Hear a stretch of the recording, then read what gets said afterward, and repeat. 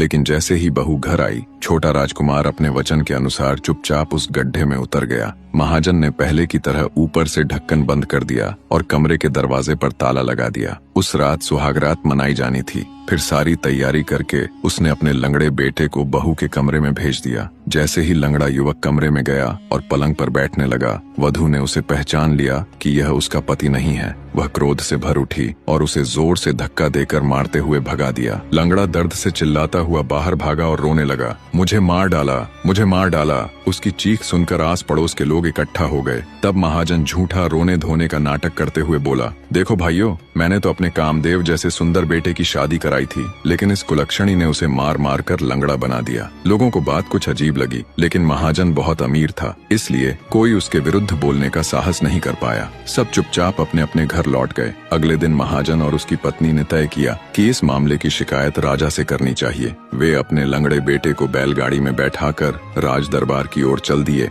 और दरबार में पहुंचकर रो रो कर अपनी सारी झूठी कहानी कह सुनाई। राजा ने उनकी बात सुनकर कहा, ठीक है, मैं स्वयं इसकी जांच करूंगा। इधर महाजन के घर नई बहू को एक बात बहुत खटक रही थी। घर के एक कमरे में हमेशा ताला लगा रहता था और महाजन ने सख्त आदेश दिया था कि उसे कोई न खोले। आखिरकार कौतूहलवश बहू ने वह ताला खोल ही दिया। अंदर जाकर उसने देखा कि वहाँ एक 15 हाथ गहरा गड्ढा है और